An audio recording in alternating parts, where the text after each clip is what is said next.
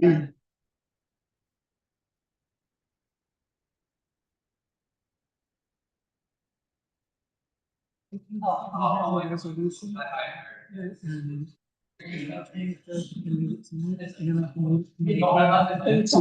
if you do it tonight, it's on the record, right?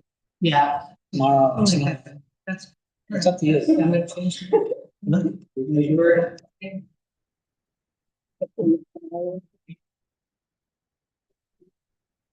do you want to do? Up to you. I think she's doing it tonight. Just gonna ask you.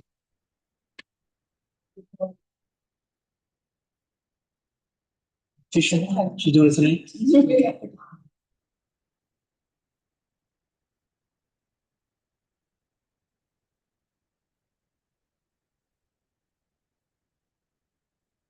Thank you, everyone, for coming out tonight. Welcome to the Joint Planning Commission and Town Council public hearing.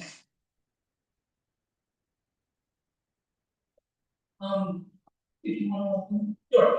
I just have a few, I just want to start with some information, some thoughts. And this will be read tomorrow, it'll be ratified by the town council, hopefully it'll be ratified by the town council, on Monday. And this is a proclamation of the town council number 2026-03. And it starts, whereas Lisa Breyer's career in planning spans more than 4 decades, including multiple professional roles in the private sector of environmental and municipal planning, as well as serving as chief planner for the Orange County Planning Department in Orlando, Florida, and as principal planner for the town of South Kingstown, Rhode Island. And whereas Lisa Breyer was appointed town planner for the town of Jamestown in 1997. And whereas for over 28 years, Lisa Breyer, a member of the American Institute of Certified Planners, AICP, has served with exceptional dedication and professionalism, providing steady leadership and sound expertise, and thoughtfully and creatively guiding the town in matters of land use, zoning, environmental protection, and community development. And whereas in her role as planner, Lisa has overseen the writing and updating of the Jamestown Comprehensive Plan in 2004, 2015, and 2025, working with the Planning Commission and Town Council to provide the long-term vision and policy that has guided land use decisions, infrastructure planning, environmental protection, and sustainable growth for the town over multiple decades.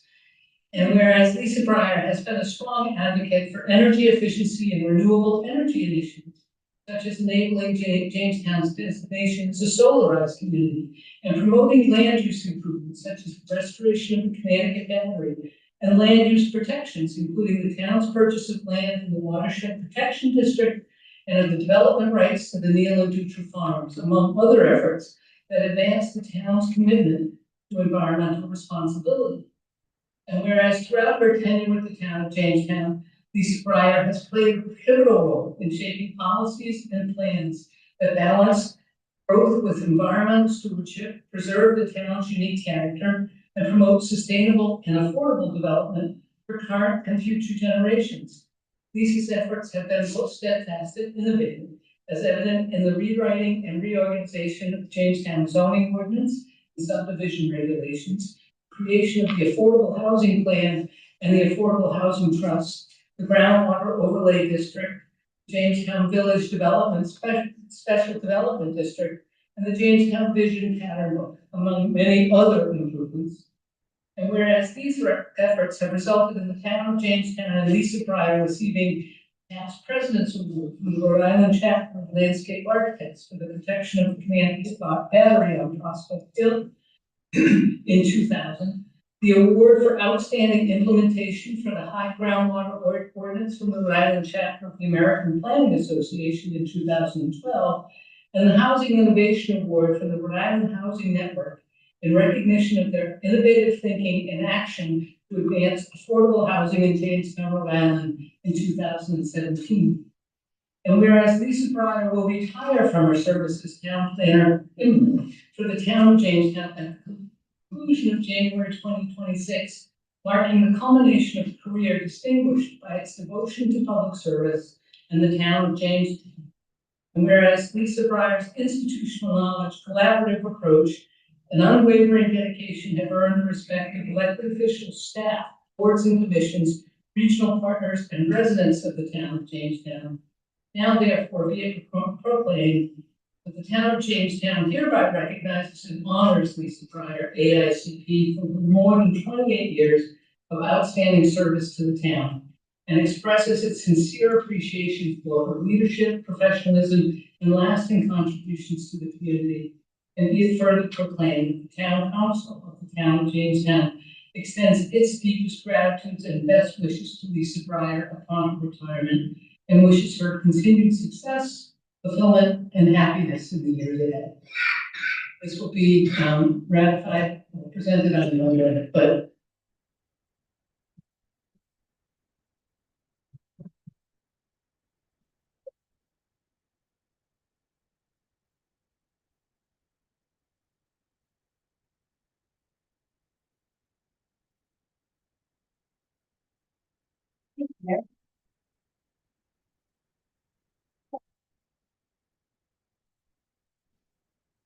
You, please. Following it, I'm following it, and then. Okay, welcome to the joint meeting of the Jamestown Town Council and Jamestown Planning Commission, 28 January 2026. Carrie, can you call the Planning Commission roll, please? Mike Staff. Here. Duncan Pendlebury is absent. Nick Cochran. Here. Diane Harrison. Here. Nick Insan. Here. Bernie Pfeiffer. Here. And Dina Prestigiac. Here. Thank you. Roberta? Eddie Ross. Here. Mary Maha. here, Nancy Bye. Here. Mary Blacken. Here. And Councilor Bryan will be joining some point. Thank you. All right, I call the meeting to order. Would you please join me in saying the pledge of allegiance? Allegiance to the flag of the United States of America, to the republic for which stands one nation, God, indivisible.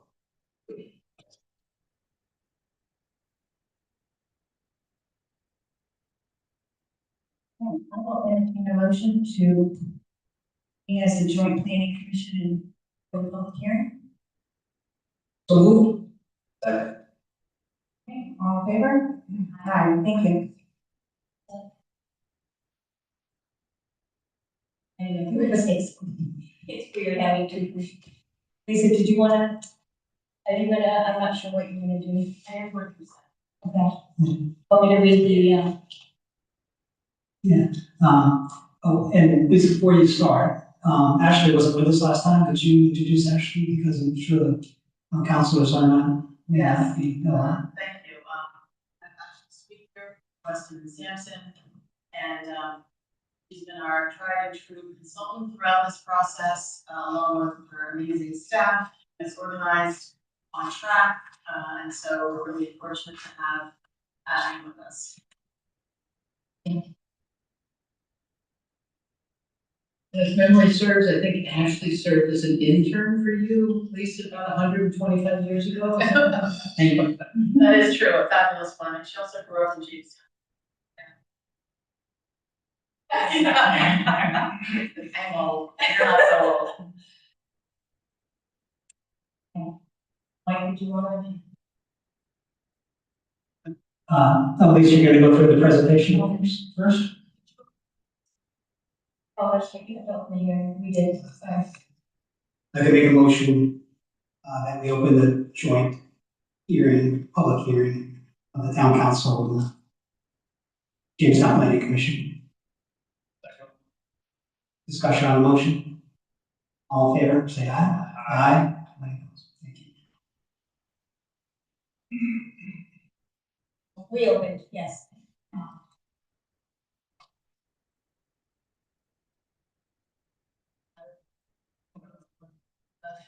Feel a little bit about so, yes, I'm going to do a presentation, and this is similar to what you saw last week. I have a few amendments, and also address some of the questions and comments that were made last week.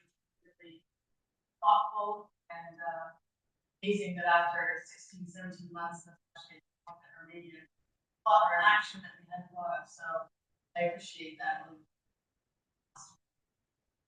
So.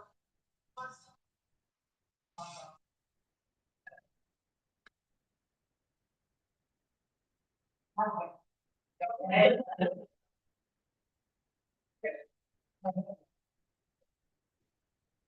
So, the first one, so basically, the planning landscape in Rhode Island, so what is the comprehensive plan? Comprehensive plan is the town's long-term policy document, and we have to update it every 10 years. I'll say ish. Do our best. So it sets the vision, goals, and priorities for land use, housing, infrastructure, resources, and services.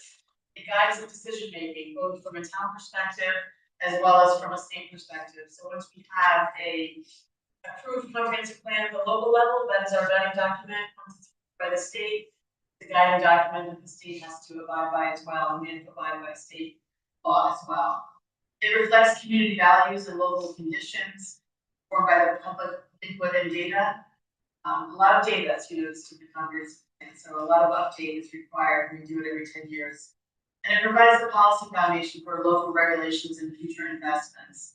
And in short, the comprehensive plan says where the town is headed, not exactly how it gets there. Well, in some situations it does. So how is the comprehensive plan implemented? It's implemented through its ordinances, both zoning and subdivision, and they both must be consistent with the comprehensive plan. Regulatory updates follow plan adoption. So basically, everything that we do, hazard mitigation plan, everything has to be consistent with the plan. Boards and council use the plan to guide rezonings, special permits, and planning and investments. And implementation happens over time through ordinance, updates, planning decisions, and partnerships. So the plan provides continuity, even as projects, officials, and conditions change. To ensure the plan sets direction first, and then regulations and actions follow.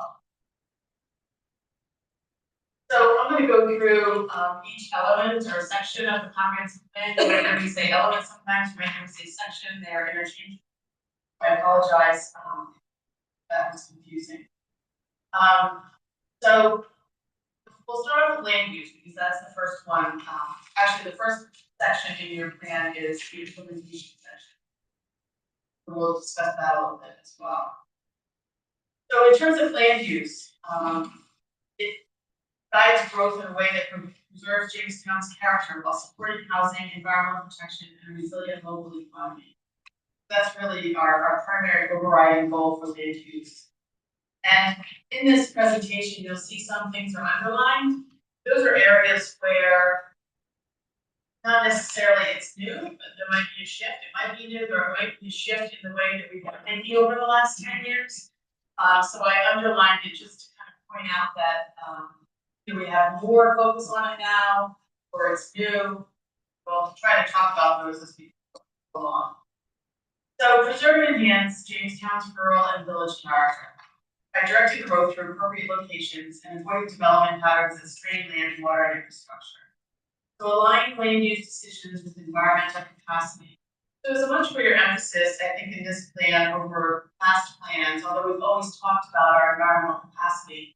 Our zoning is actually based on our environmental capacity with highest density being downtown, the public water and sewer, the larger land uses being on the north and south. This one talks about it a little bit more in detail, particularly limited water resources, sensitive soils, and island geography. Support housing diversity and affordability. Now this is a little bit new. We've always talked about needing funding for affordable housing, but now we're talking about through a permanent, sustainable funding source for affordable housing. Also through zoning flexibility, adaptive reuse, and policies that enable year-round residents.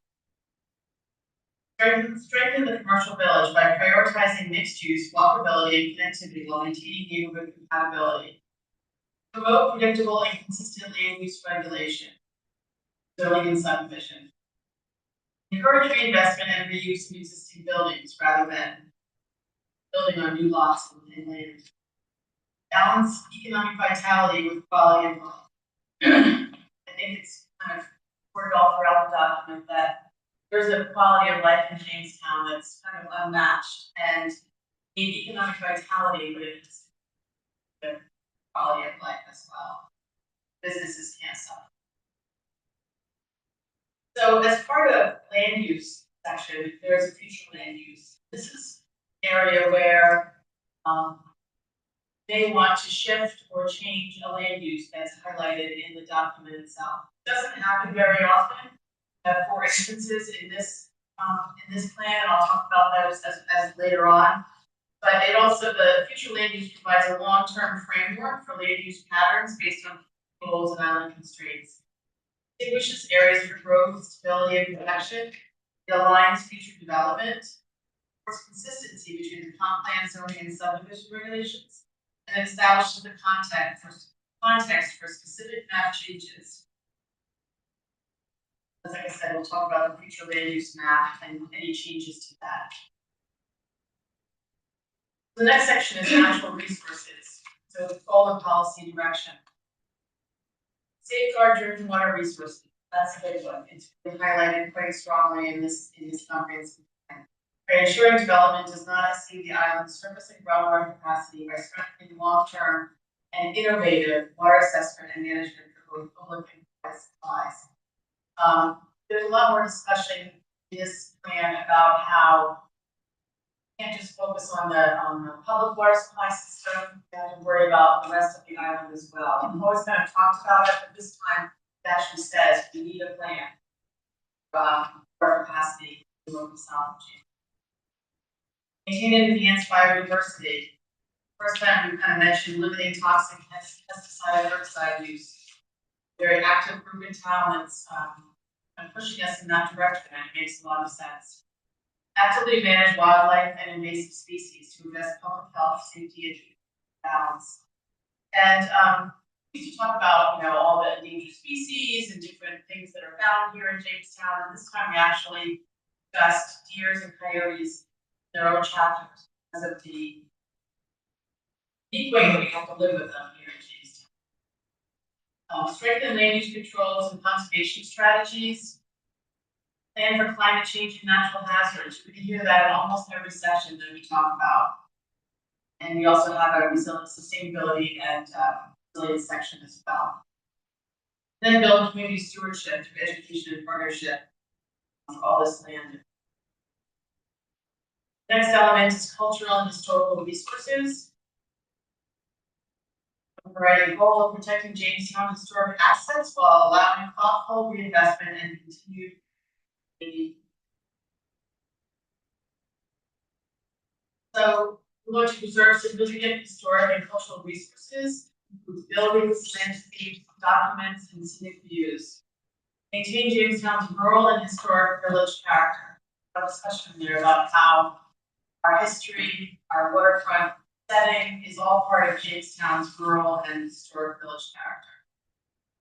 Encourage adaptive reuse of historic properties. Strengthen local preservation tools through evaluation of historic districts. We talked about this back in 2011, 2012, and hear from our workshops that it's time to talk about it again as we continue to lose some of our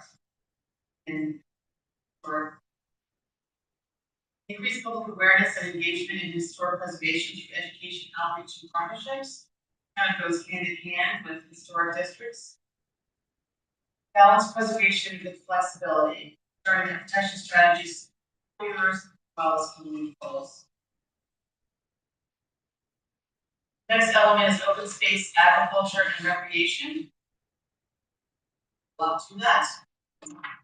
So we want to protect land and water resources while expanding equitable access to open space and recreation. So the first thing we're going to talk about is the Conservation and Open Space Plan. It was done first in 1994, updated in 2004, never adopted. So it's time we update that plan. It's kind of the blueprint for what we have protected, how we need to manage it, and what else needs to be protected, and for what reason. Preserve open space and farmland to protect drinking water, coastal resources, scenic vistas, and rural character. Strengthen long-term protection strategies, including funding mechanisms and comprehensive land acquisition. Support viable and working farmland, including opportunities for agriculture and agritourism, compatible with island resources. New in 2007, when we purchased 150 acres of farmland that we weren't just buying open space. And so we want them to be viable, we want them to remain farmland, and that was actually written into their conservation easements. Fallow and just open space, about farms, and we want them to remain as farms. Improve stewardship and sustainability of town-owned parks and shoreline access areas. Balance conservation with public access, ensuring natural resources are protected while remaining usable and welcoming. So there's kind of clear outline. Started looking at the irrigation conservation open space plan, because there was comment at the planning commission that, you know, some of our open spaces are not publicly accessible. So they're not really open spaces, but they are. So you know, making that clear and making clear that some things are meant to just be shed and some things are meant to be visited and used. So the next section is economic development. Support a resilient year-round local economy that serves residents while respecting Jamestown's.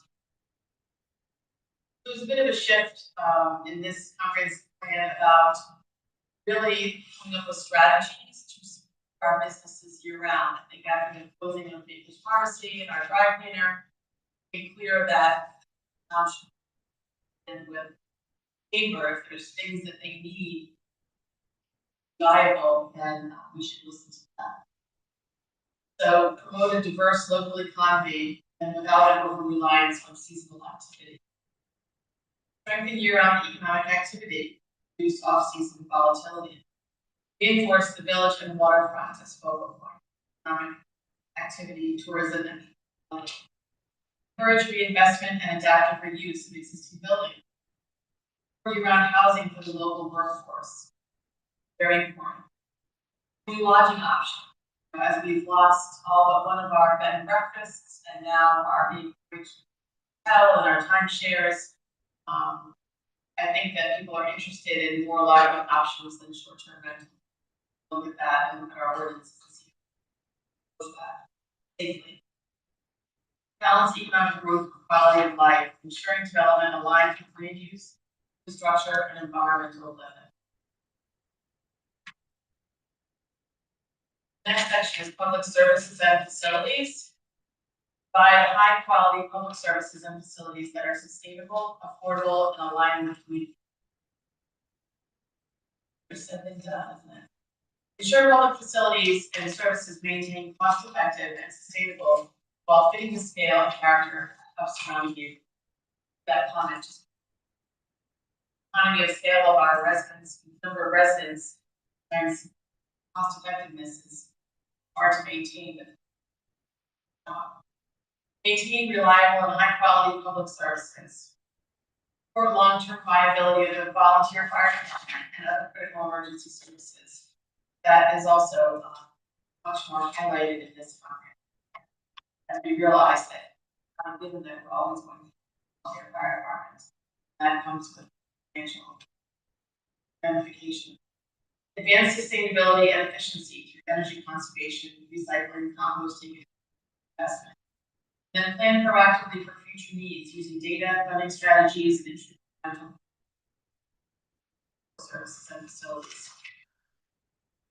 The next section is transportation. We want to create a safe, balanced transportation system that supports mobility, health, and resilience. So we talk a lot in this plan about multimodal transportation system, meaning everything from cars to bicycles to walking to scootering to low something vehicle, low speed vehicles. Thank you. So it talks a lot about those things and promote a balanced multimodal system. Improve pedestrian and bicycle safety and connectivity. Complete streets principle, which is a new concept in this plan, just meaning that when we rebuild a street or when we go to put a sewer line in a street, let's also look at whether it has sidewalks, whether it needs sidewalks, does it need improvement, etc. Address parking strategic local businesses. neighborhood character and access without encouraging overuse and parking. Let's talk about parking, but time we want to address this. Align transportation investments with land use and environmental.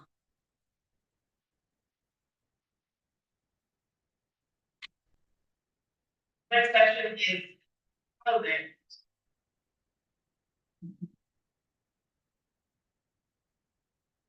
Housing, we want to expand housing options for long-term affordability, community stability, and diverse household needs.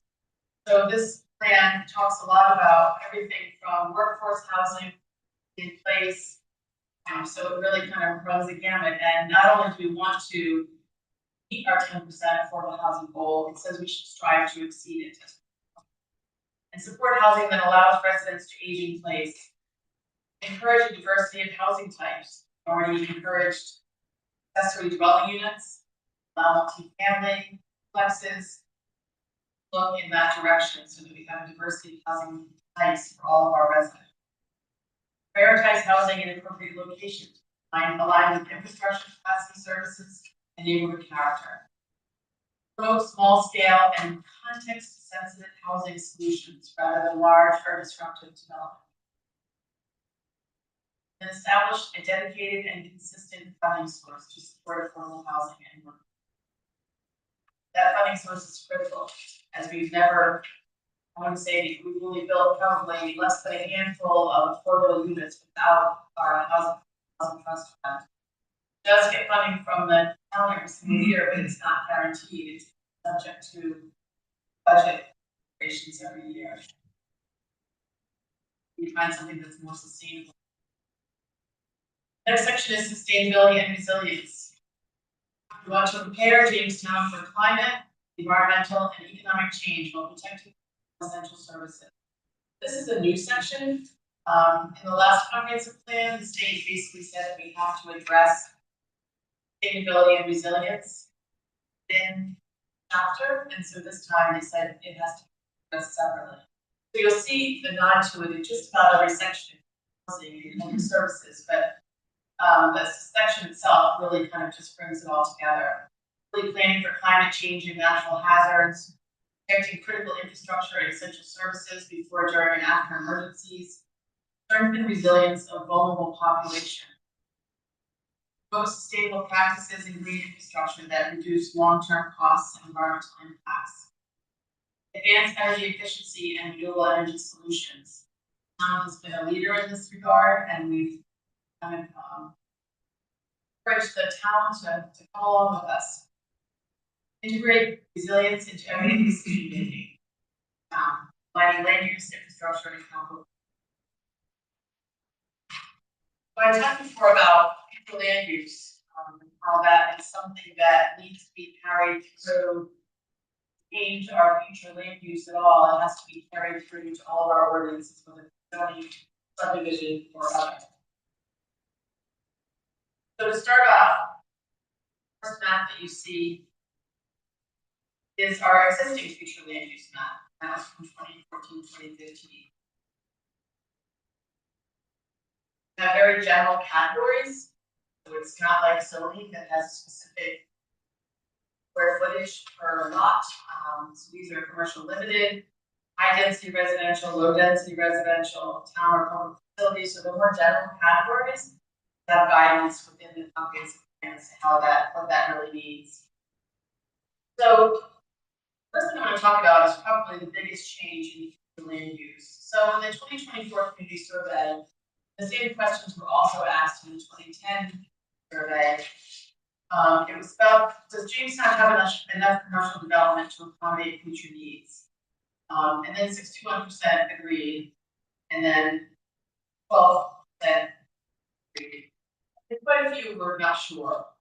And Jamestown's commercial limited district room for commercial expansion, which Jamestown needs in the future.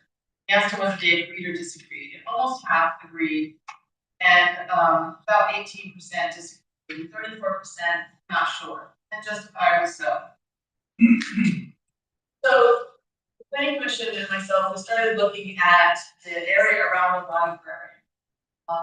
For several decades now, we've been looking at the commercial limited district and how it kind of crawls from close to the creek, traveling all the way down to Spring Street, over to Southwest Avenue. It's a very large district. This is the whole district. I'll show you that in a minute. But we started looking at the area around the library, and is it possible that area is almost completely currently developed as residential, except for 3 lots? And is it possible to shift that area from commercial limited future land use to a high density residential, which kind of with all of the land uses to the and so we did kind of a study of that area. And in that area, we have 39 lots. 32 of them are existing single family. 1 is a 2-family. We have 3 commercial, 2 vacant, and 1 library. So it's about 5 acres area. The next slide just shows you, so the big blue area in the middle is all commercial limited, the light blue, and then you have a red, small red dot in the middle. That's the library, just to give you an idea of where you are there. So that is what it currently looks like in our future land use for 2050. Next slide shows you in that kind of beige area, that's the commercial limited district that runs north to Harlem Avenue to the south all the way to Spring Street. Narragansett Avenue is in the middle of that. So we did an even more detailed study of the entire commercial limited district and discovered that we have about a bit over 13 acres in the commercial limited district that is available for commercial conversion. So we have quite a bit of single family development, quite a bit of family development, some commercial use, and then some mixed use commercial, which is quite a lot. And so there is plenty of room, but what's been happening is we're developing homes in these commercial districts, both our commercial downtown as well as our commercial limited, that provides an opportunity later on for commercial conversion if it's needed. So we still have, without the area around the library, we still have plenty of commercial limited area. This next slide just really shows you where that area is on our 2025 future land use map, and that's the area that is being proposed to go from commercial limited to high density residential. I'll show you on the next map, with the exception of the 3 lots in the middle, and that includes the Jamestown Art Center, Benson Sign Works, the building in front of that, and also Balance for all Valley Street and Douglas Street. So other than that, so the planning commission kind of did a little exercise because talking about future land use is a little bit kind of high in the sky, and so what could that really mean for the future of that area? And so we looked at what the potential zoning would be. Now the potential zoning will come at a later date. Simply talking in the comments plan if it's adopted, we'll just talk about land use going from commercial limited to high density residential. So the area in purple to the right is our R8 district, our 8,000 square feet use. Plan for each lot. So the areas to the north in this little area kind of fit more into that category. And the area to the south is the area of just big little cottages and small lots, which is really unique to Jamestown. And so we looked at that as possibly an area that we could have a smaller zoning, 4,500 square feet lots. That's kind of what they looked at, like how could this work in terms of zoning when we get to that point after. So the next slide really just talks about reasons that make sense to us for changing that land use. There's a lot of them, but primarily all the lots under consideration for change are currently being used as residential. Some of them fairly new houses. A lot of investment has been put into that neighborhood, so the chances of them switching to commercial is less likely. And there's commercial setbacks being applied to houses currently as they're developing houses in this commercial area, creating overly large houses with minimal setbacks. Setbacks in commercial districts are less than the residential district. So these houses that are being built in that area take advantage of commercial setbacks. We also have a new state law that allows, mouthful to say, so that allows, if you are an undersized lot in your district, and you go to develop that lot or put an addition on your house, your setbacks can be reduced by the percentage that you are undersized. So in essence, that just means that your setbacks become a lot smaller. So by creating that smaller R4.5 district, it gives the town, all over the town, an ability to point to a district that has residential setbacks, smaller lots.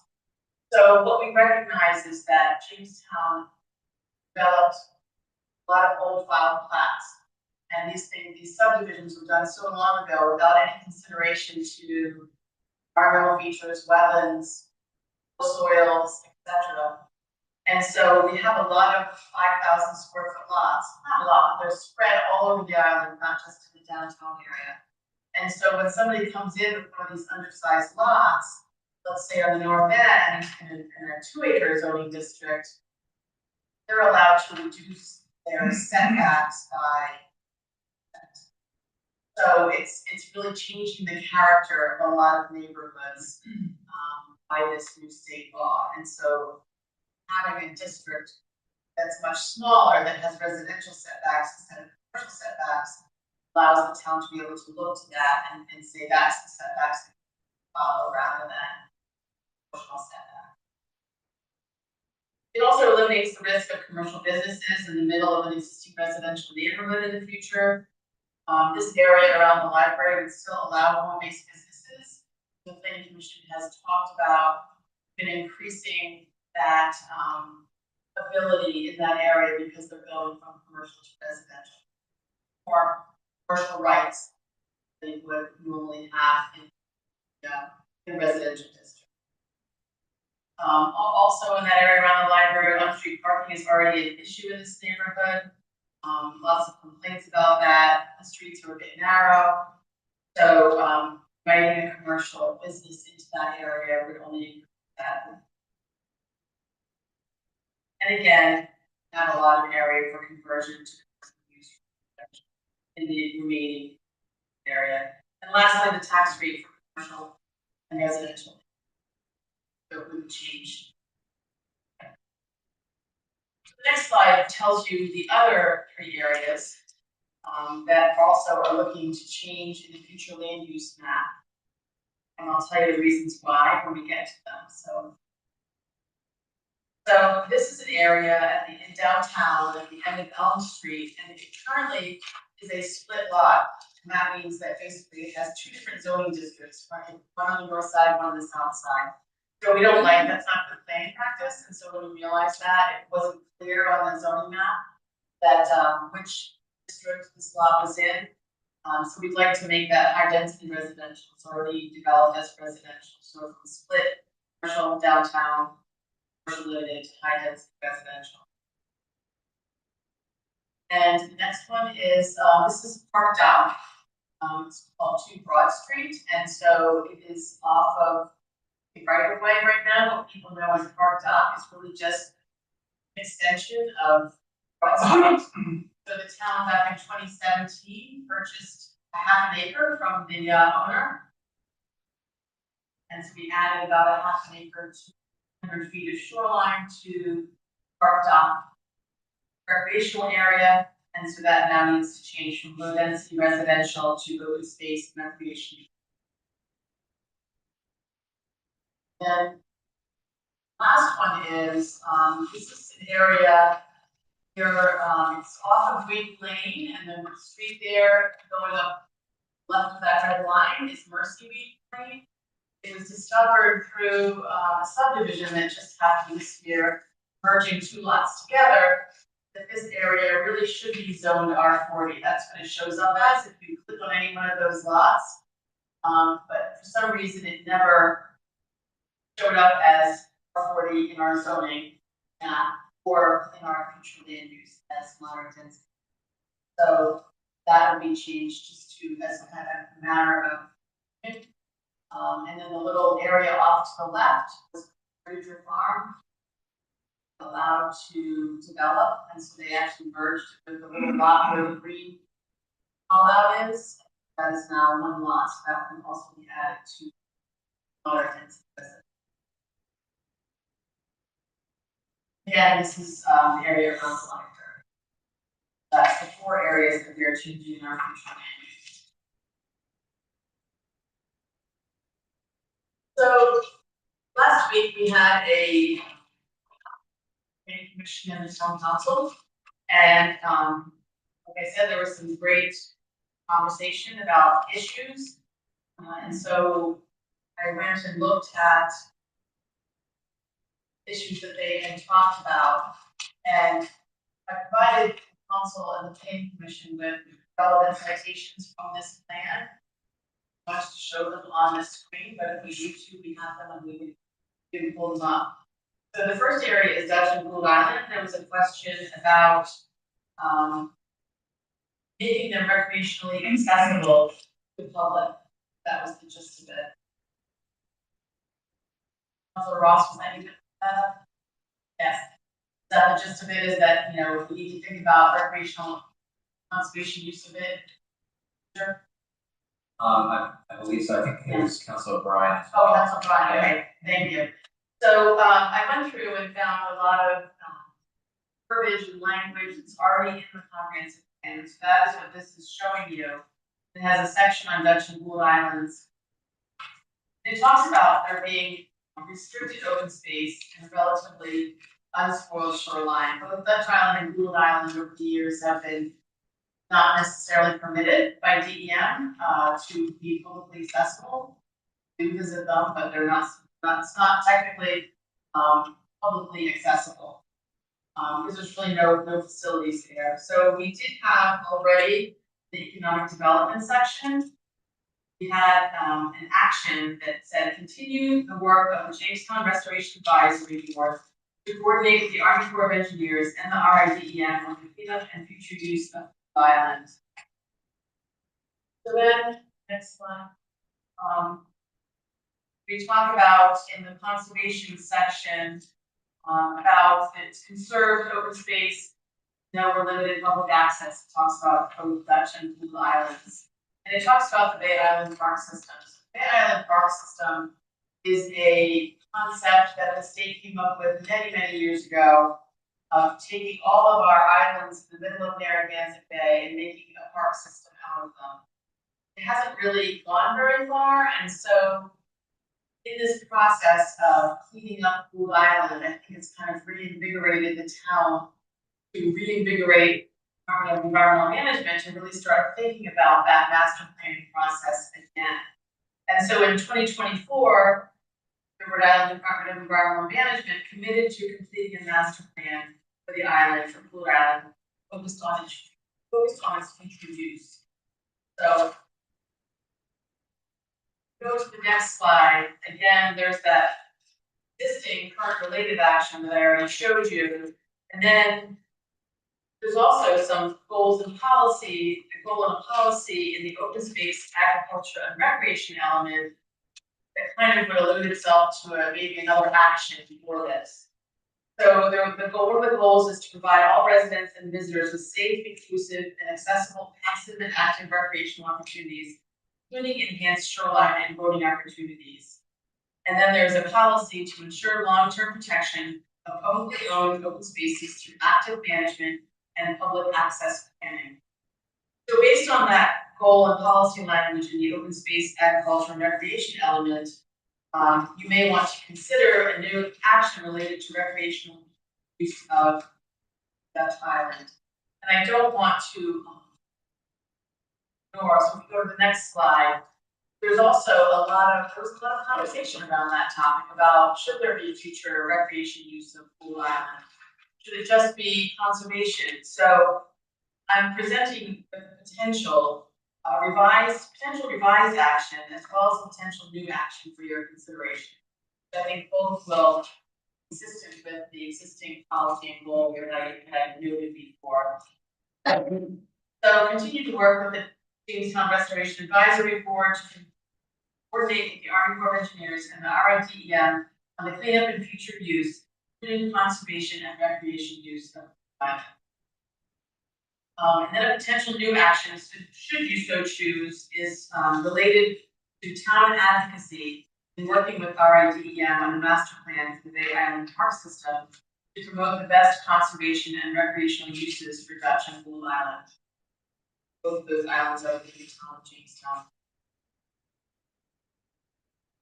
So the other topic that came up last week was the Great Creek Bridge, the new bridge on North Road that the DOT is talking about.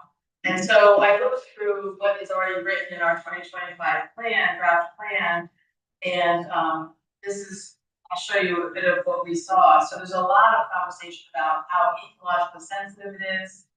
It's got active, so when we talk about sense of place in the beginning of the comprehensive plan, talk about coastal and historic features, coastal features like Great Creek mentioned there, and also under the conservation element, our conservation areas section of the natural resources element, we kind of highlight Great Creek as Jamestown's primary conservation area is located within the Central Island District and encompasses more than 1,000 acres, including the Jamestown River watershed, wetlands, farmland, salt marshes, Great Creek, and it goes on to mention other areas. We also talk about it there, and then we talk about public waterfront under the natural resources element. It says the above referenced marshes and swamps are owned by the Rhode Island Audubon Society, and Great Creek is included in this, and the town of Jamestown, and are maintained as conservation areas. These areas are among the most ecologically sensitive on the island and provide unique habitat and nursery areas for diverse private wildlife. So I got a lot of about how ecologically it is. And then on the next slide, under the sustainability and natural hazards element, it talks about sea level rise, it talks about areas already prone to flooding, and it includes Great Creek in that as well. And then in the public workshop number 2 that we had, the write-up on that section talks about scenic corridors like Fort Petty and Creek. So Great Creek and the entire North Road area there is really considered a scenic corridor, and I think it's recognized by all the islanders as being scenic. Then opinions about the Great Creek Bridge were mixed, some supporting it and others discouraging oversized or fancy bridge redesigns that disrupt Jamestown's rural scale. So it was talked about at the workshop. So in looking at what we have currently in a plan that's in front of you, we have 2 goals that would possibly fall into the Great Creek discussion. First one is to promote multimodal transportation infrastructure to support lifestyles, environmental sustainability, and community resilience. There's also a lot of discussion, and I didn't provide it in this slide, about bicycle and walking connectivity and how important North Road is to that. The island, we've got 2 north-south roads, and North Road is one of them. And the second goal is enhance Jamestown's connectivity to a broader region through reliable and efficient transit and marine transportation, consistent with Jamestown's rural character and accountability. Then there are 2 actions in the transportation section. And one is to work with RIDOT and town DPW to include bicycle lanes as town road upgrades, maintaining roads rural character in coordination to 2020 bicycle and pedestrian management. And the second one is to prioritize and implement the 2024 Jamestown Bicycle and Pedestrian Plan, focusing on high priority bicycle and pedestrian corridors such as North Road, River Road, and Beavers Hill. So in looking at the intent of the comments, I think was at the last meeting, is that as a town, want to have some control and some say in how that bridge is developed. And so looking at a potential new action in the transportation implementation related to town advocacy and working with RIDOT on the design of the Great Creek North Road Bridge and future land use is in keeping with Jamestown's rural and small town character while accommodating sea level rise, potential future inundation, and sensitive ecological and so that's something that we could consider. And I think we should come back to all three of these, but I'll go with all three of them first. And then the third one was about low-speed vehicles. And there is conversation in the comprehensive plan about low-speed vehicles.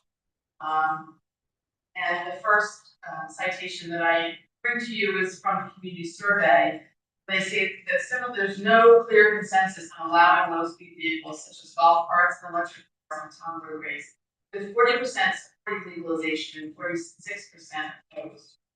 Well, the town does have a low-speed vehicle policy that has been adopted by the police department. And so we do allow them on certain roads, but I think the discussion last week was around, I think they're only allowed on roads that have 30-mile-an-hour limits and less. Under 40. And so that's under 40. I believe it's 40, it has to be, you have to be on a road that's 40. Okay, and so the discussion was, could we change our speed limits to accommodate low speed vehicles areas? So, in the issues and opportunities section, the issues was seasonal traffic congestion, highlights the lack of alternative transportation options for residents, commuters, and visitors. And an opportunity in response was evaluate emerging transportation modes such as low speed vehicles, ride sharing, and seasonal transit solutions as complementary mobility option. Then we go to the next slide, we have a goal and a policy that may fit into this discussion. The goal being promote intermodal transportation infrastructure to lifestyles, environmental sustainability, and community resilience. And the policy, monitor trends and adopt top policies for the proper accommodation and use of e-bikes, e-scooters, electric vehicles, and low-speed electric transportation to reduce emissions and enhance local air quality. So, potential new action in the transportation element could be related to investigating safety and feasibility of allowing low-speed vehicles on certain town and state roads. So I think based on the kind of mixed review at the workshop and in the community survey, it makes sense to make this more of an investigation rather than a stating we should first speed limits, etc., and allow them on all streets, something back with that kind of strength, so that we are looking at the issue. So that is all I have for my presentation. I'm happy to talk about those three issues, to answer any other questions. I don't have any, but I would like to open it up as a public hearing to anyone sitting here this evening that would like to come up and ask questions, comments, concerns.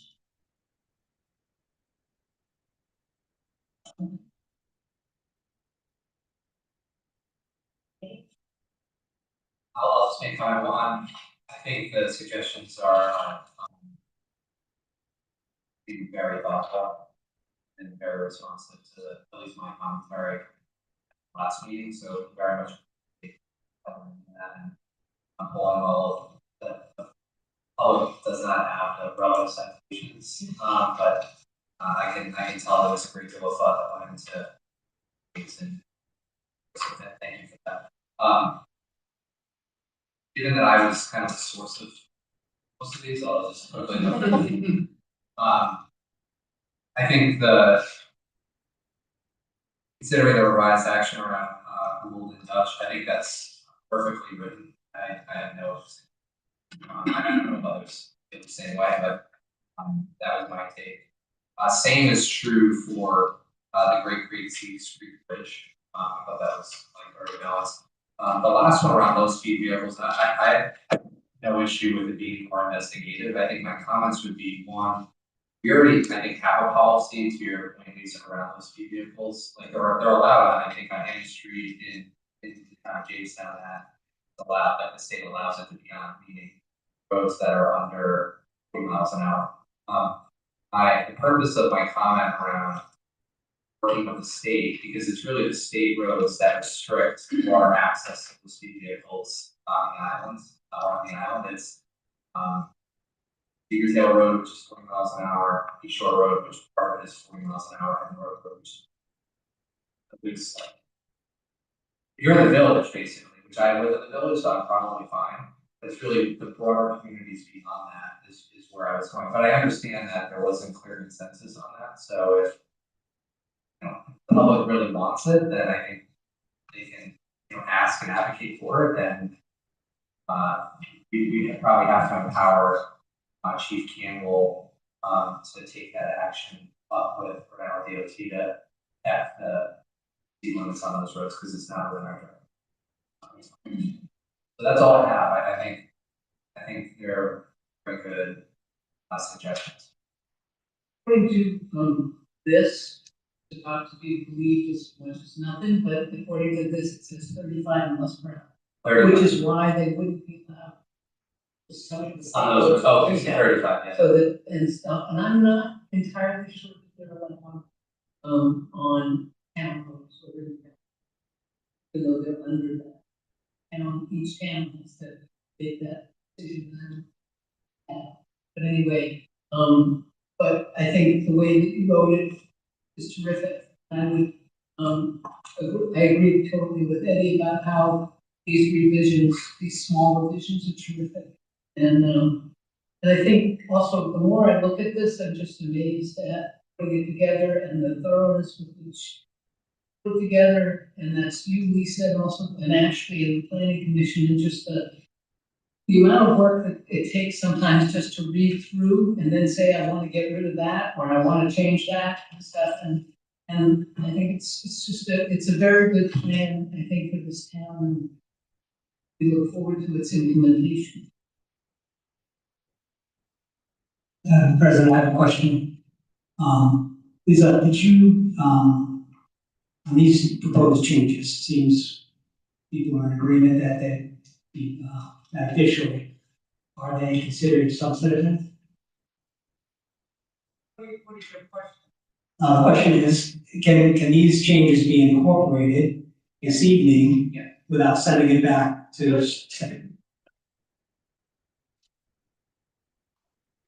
That testimony, of the amendments of that testimony. Cooperate. We will go ahead and Thank you. Just to reiterate or to add on to what we already said, I can't thank you all enough again. And conveyed that last week, the amount of work that you did, and it's just unbelievable. And then to have 5 people come in last week and say, oh, but you forgot, right? But, really, thank you so much.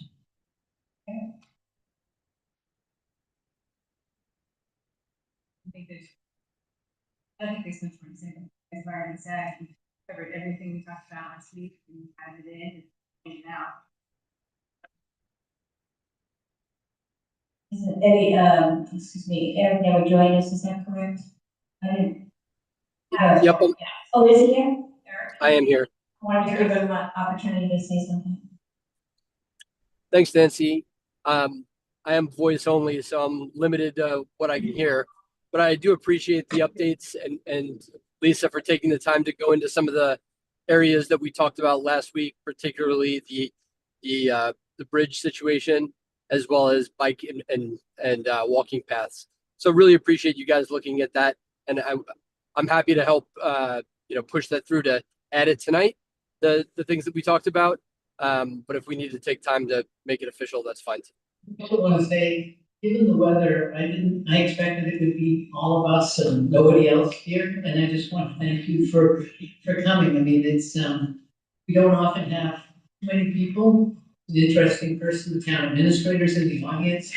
I think, but I just thank you for having that concern. It's a impressive document to go through, and to be concerned about it means you're concerned about the future of your town, and I really appreciate that. Also nice to look around the room and see people when you're presenting, Lisa, nodding in agreement and a lot of this stuff. I think that's really nice. Okay. I have two quick questions. Things that I want to address.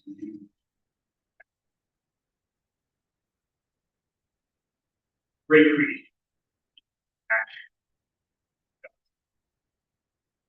Very good role as a small town character and how many seatbelt rides. Do we want to add in there potentially the multimodal transportation portion? So that's discussing the planned bridge and something that's been station. Well, I think, Nick, I thought the same thing, but I wondered if that was included in the other information about bike paths and stuff like that, where we are seeking that. And that this one is a little more specific towards the design and the look, the aesthetics of the bridge. I generally, I agree. Yeah. I think it is addressed elsewhere, but when we talk specifically Yeah, I about know. the bridge itself, is that idea. It's too- I think it's I mean, I feel probably important enough to maybe have belt and suspenders on this. But I would be,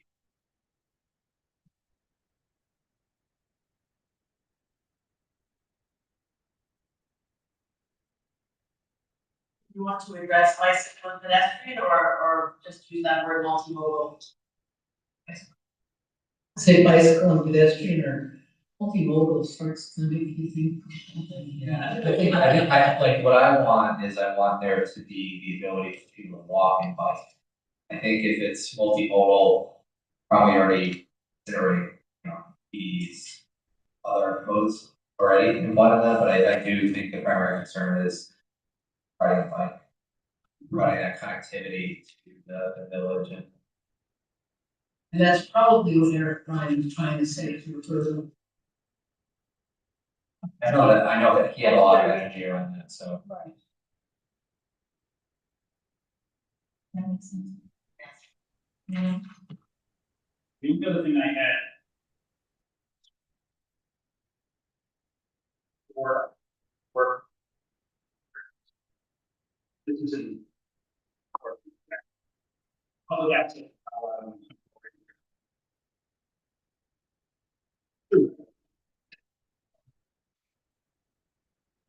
Here's. 46. Public access is not allowed, so that if that changes between over the next decade. We can get it.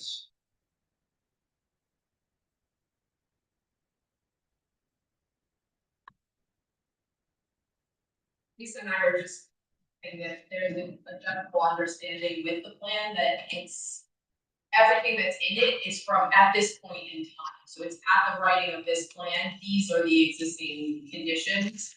So that's kind of baked into all of the data that's in there is as of right now, this is Jamestown's. Peter, like, as of the effective date kind of concept, then that's what that basically is. So that's how we should interpret the drafting of the plan is like as of the date it's ratified. Okay, yeah, well, thank you, that makes sense. If I can go back to the one previously about bicycle access and stuff, where would we change that to, say, related to town advocacy and working with RIDOT on the design of the Great Creek North Road Bridge and future planned use that is in keeping with Jamestown's rural and small town character while accommodating pedestrian and bicycle access, sea level rise, potential future inundation, and the creek's sensitive ecological and historic nature. Is that how you might change it? Okay, just want to have that in there so we can say as amended.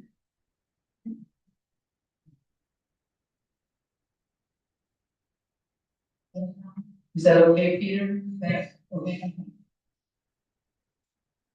I need a motion and a vote to adopt those changes that we just discussed to transportation. Recreation. I could suggest, I'm just asking. What motion would you like? All the amendments? And Lisa could actually keep track.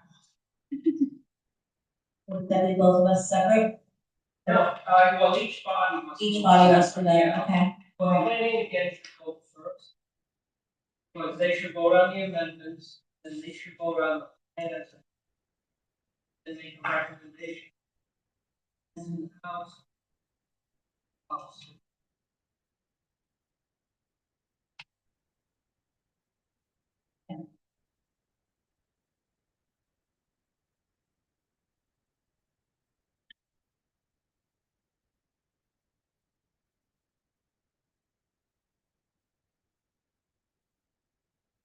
You start with deliberation, So,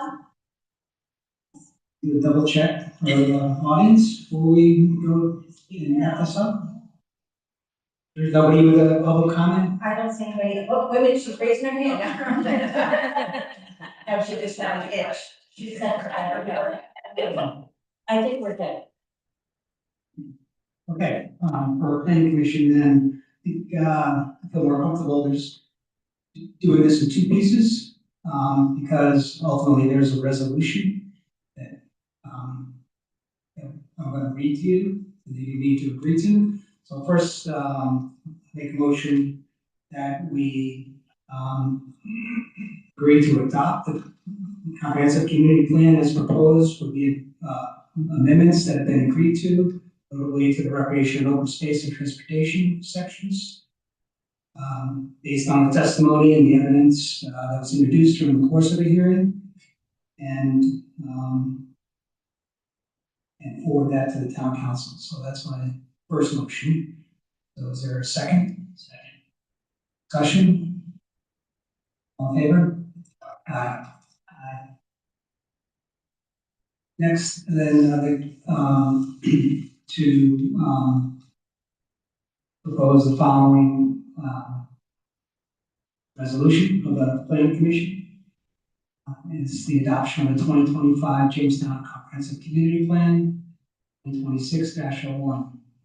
Whereas the planning commission hereby certifies that a joint public hearing was held at Jamestown Town Council on Wednesday, January 28, 2026, to receive public input on the 2025 Jamestown Comprehensive Community Plan, and whereas on this 20th day of January 2026, the planning commission of the town of Jamestown hereby adopts the 2025 Jamestown Comprehensive Community Plan as amended.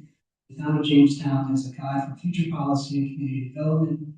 Furthermore, the planning commission recommends to the town council of the town of Jamestown adoption of the 2025 Jamestown Comprehensive Community Plan as in accordance with the authority granted pursuant to Rhode Island General Laws, Chapter 45-22.2, entitled Rhode Island Comprehensive Community Planning and Land Regulation Act, by order of the Jamestown Planning Commission.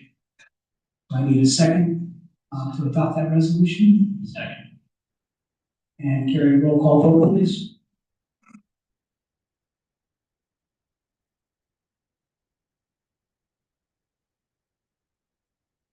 Rick Cochran. Diane Harrison. Nick Insana. Aye. Bernie Pfeiffer. Aye. Dana Preston Giacomo. Aye. And Michael Svistak. Aye.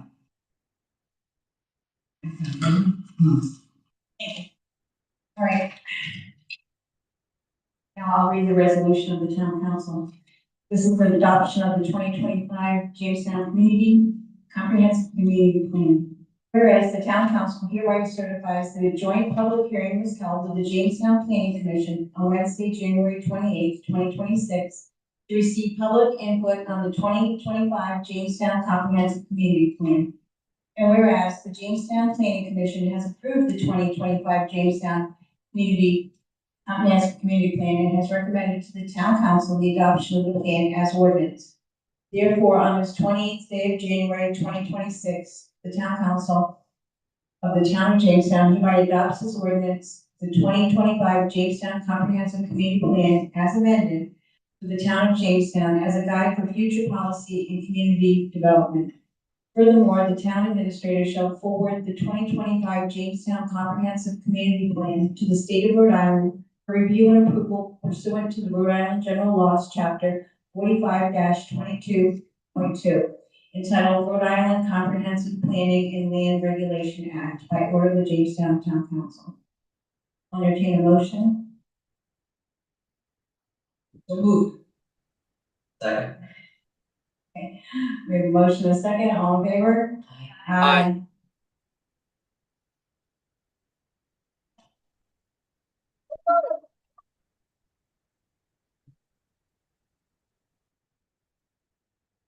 I'll entertain a motion to, go ahead, you want to close? I want to close. I think you go. Want me to go first? Okay. Oh, to close the public hearing. So moved. All in favor? Oh, Aye. Mary seconded. All in favor? Aye. Aye. Okay. Adjourn. Thank you all. I second, last second. My first meeting. We need to. Planning Commission make a motion to adjourn. Second, discussion, all in favor? Aye. I'll entertain a motion to adjourn. Move. All in favor? Aye. Thank you. Thank you again for coming out, everyone. Stay safe and warm.